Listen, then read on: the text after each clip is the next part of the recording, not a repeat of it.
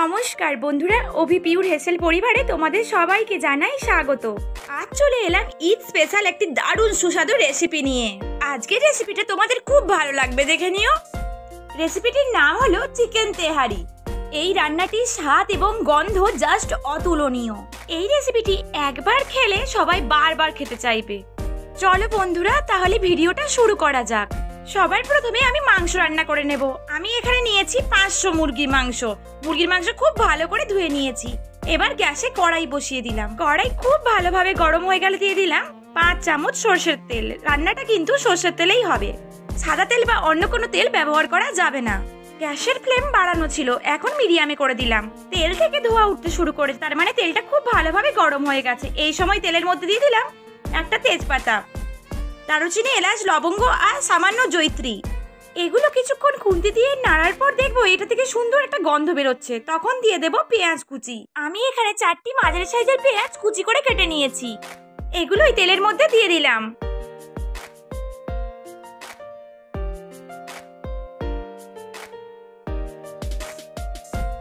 Medium ফ্লেমে পেঁয়াজ খুব হালকা করে ভেজে নেব। পেঁয়াজ হালকা ভাজা হয়ে গেলে এর মধ্যে দিয়ে দিলাম 2 চামচ রসুন বাটা, 2 চামচ আদা বাটা। খুন্তি দিয়ে সব একসাথে ভালোভাবে মিশিয়ে এগুলো একটু কষিয়ে নেব। আমি কিন্তু এটাতে কোনো জল ব্যবহার করব না। গ্যাসের ফ্লেম কমানোই আছে, তো এই কম আঁচে কিন্তু মশলাটা ভালোভাবে কষে যাবে। তবে খুন্তি দিয়ে কিছুক্ষণ ছাড়াই নাড়বেন, নইলে নিচে লেগে যেতে পারে। 2-3 মিনিট ধরে কিন্তু মশলাটা ভালোভাবে কষিয়ে নিতে হবে। দেখো বন্ধুরা, মশলা ছেড়ে তেল বেরিয়ে এসছে, মানে মশলা কষানোটা আমার হয়ে গেছে। এই সময় আমি এর মধ্যে দিয়ে দিলাম মাংস। আমি এখানে ছাল সহ মুরগির মাংস নিয়েছি, তোমরা চাইলে ছাল বাদ দিয়েও মুরগির মাংস ব্যবহার করতে পারো। এবার খুন্তি দিয়ে মাংসের সাথে মশলা খুব ভালোভাবে মিশিয়ে নেব। এবার মশলার সাথে মাংসটাও খুব ভালোভাবে কষিয়ে নেব। আর এই সময় দিয়ে দিলাম 1.5 চামচ গোলমরিচ গুঁড়ো, অর্ধেক চামচ জয়িত্রী গুঁড়ো, অর্ধেক চামচ জায়ফল গুঁড়ো, বড় চামচের 1 চামচ লবণ, 1 চামচ লাল লঙ্কার গুঁড়ো। খুন্তি দিয়ে সব একসাথে ভালোভাবে মিশিয়ে এর উপর একটা ঢাকনা দিয়ে দেবো, যাতে মাংসটা আরো ভালোভাবে কষে যায়। আর গ্যাসের ফ্লেমটা কিন্তু মিডিয়ামেই রাখবো। 3 মিনিট এভাবেই মাংসটা হতে দিলাম। 3 মিনিট পর দেখো বন্ধুরা, ঢাকনাটা আমি খুলে নিয়েছি। মাংসটাকে এই সময় একবার খুন্তি দিয়ে ভালোভাবে নেড়ে নিলাম। সব উল্টে পাল্টে নিয়ে আরো একবার ঢাকনা দিয়ে দিলাম। অন্যদিকে চলো একটা বাটি নিয়ে নিলাম। বাটির মধ্যে দিয়ে দিলাম 4 চামচ টক দই। এরপর এই দই খুব ভালো করে ফেটিয়ে নিলাম। প্রায় 2 মিনিট হয়ে গেছে। এবার চলো মাংসের ঢাকনাটা খুলে দিই। আবারও একবার খুন্তি দিয়ে নেড়ে নিলাম। আর দেখো, খুব ভালো করে মাংস ছেড়ে কিন্তু তেল বেরিয়ে এসছে। এই সময় এর মধ্যে দিয়ে দিলাম ফেটানো টক দই।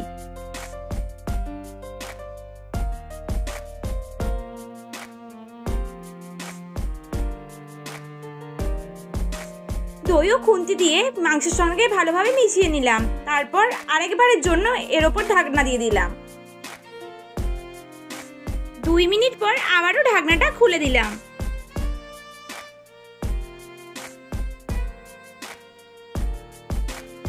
মাংস রান্না প্রায় আমাদের শেষের দিকে। দেখো মাংস থেকে কতটা তেল বেরিয়ে এসছে। এই তেলটাও কিন্তু আমাদের অনেক কাজে লাগবে।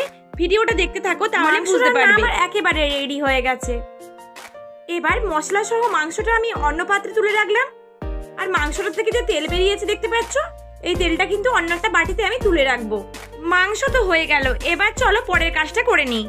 এখানে একটা পিতলের বাটিতে আমি নিয়েছি গোবিন্দভোগ চাল। পুরোপুরি বাটি ভর্তি চাল নিয়েছি। এরপর এই বড় বাটিটার মধ্যে চাল ঢেলে দিলাম। এই চাল আগে থেকে ভিজিয়ে রাখার কোনো দরকার নেই। চালের মধ্যে দিয়ে দিলাম জল।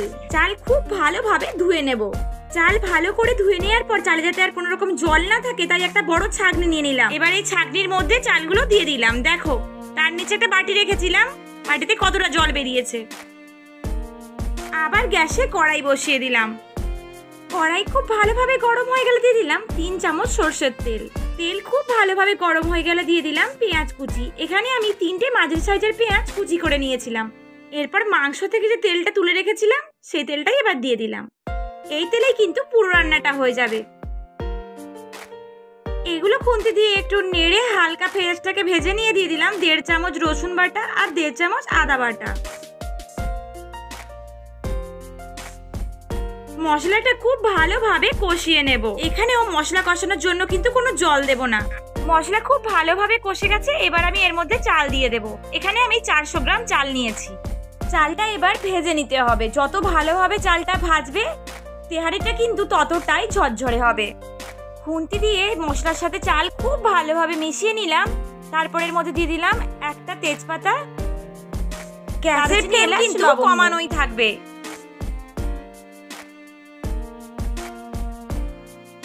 চাল খুব ভালোভাবে ভাজা হয়ে গেলে দিয়ে দিলাম জল। আমি যে বাটিতে মাপ করে চাল নিয়েছিলাম সেই বাটির 1.5 বাটি জল নিয়ে নিলাম। জলটা অবশ্যই গরম হতে হবে, ঠান্ডা জল দেয়া যাবে না। এই মাপটা কিন্তু খুব ভালো করে মনে রাখবে। আর দিয়ে দিলাম 1 বাটির থেকে একটু কম দুধ। তাহলে এখানে আমি নিয়েছি 1.5 বাটি জল আর 1 বাটি দুধ। এরপর এর মধ্যে দিয়ে দিলাম 2 চামচ লবণ।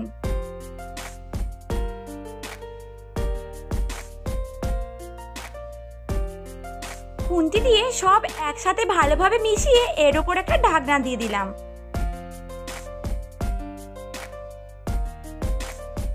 চালটা প্রায় 50% আমি সেদ্ধ করে নেব। এবার দেখো ঢাকনাটা তাই খুলে নিলাম। এবার খুন্তি দিয়ে চালগুলোকে একটু ওলটপালট করে নিলাম।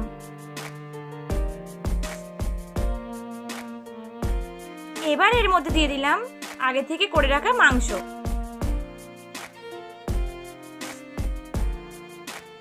সব মাংস দিয়ে দেওয়ার পর মাংসগুলো চালের সঙ্গে ভালোভাবে মিশিয়ে নিলাম। তোমরা জায়গাটা একটু বড় দেখে নিও। আমি একটা ছোট জায়গার মধ্যে করেছি বলে আমার কিন্তু খুন্তি দিয়ে নাড়তে একটু অসুবিধা হচ্ছিল। এবারে এর উপরে দিয়ে দিলাম 4টা চেরা কাঁচা লঙ্কা। এই কাঁচা লঙ্কার গন্ধ কিন্তু রান্নার স্বাদ বলো আর গন্ধ বলো সবটাই পাল্টে ফেলবে। তাই কাঁচা লঙ্কা দিতে কিন্তু একেবারেই ভুলো না। এবার আমি এর উপর একটা ঢাকনা দিয়ে দিলাম। 5 মিনিট পর আমি ঢাকনাটা খুলে নিলাম। এবার এর মধ্যে দিয়ে দিলাম 1 চামচ কেওড়া জল আর 1 চামচ গোলাপ জল। তারপর আবার একবার এর উপর ঢাকনা দিয়ে দিলাম। গ্যাসের ফ্লেম কিন্তু কমানোই থাকবে। 5 মিনিট পর আমি ঢাকনাটা খুলে নিলাম। আমার তেহারি কিন্তু একেবারে কমপ্লিট। গ্যাস বন্ধ করে এর উপরে দিয়ে দিলাম 1 চামচ ঘি। ঘি দেওয়ার ফলে চিকেন তেহারির গন্ধ এবং স্বাদ কিন্তু আরো 10 গুণ বেড়ে যাবে। এবার খুন্তি দিয়ে সব একটু ওপর নিচে করে নিলাম। চিকেন তেহারির এই অসাধারণ রেসিপিটি তোমাদের কেমন লাগলো কমেন্টে অবশ্যই জানিও। আর যদি ভালো লেগে থাকে তাহলে প্লিজ লাইক, শেয়ার এবং সাবস্ক্রাইব করে দিও। আর সাবস্ক্রাইবের পাশে থাকা বেল আইকনটি ক্লিক করে অল নোটিফিকেশন অন করে দিও, যাতে আমি ভিডিও দিলে আমার সমস্ত ভিডিওর নোটিফিকেশন সবার আগে তোমার কাছে পৌঁছে যায়। তোমাদের একটু দেখিয়ে দিই চালটা ঠিক কতটা ঝরঝরে হয়েছে। ভিডিওর কোনো অংশ যদি তোমাদের বুঝতে অসুবিধা হয় তাহলে প্লিজ আমাকে কমেন্ট করো, আমি তোমাদের সবটাই বলে দেব। আজকের মতো তাহলে ভিডিওটা এখানেই শেষ করলাম। দেখা হবে পরের একটি সুন্দর ভিডিওর সাথে। ততদিন সবাই খুব ভালো থেকো, সুস্থ থেকো।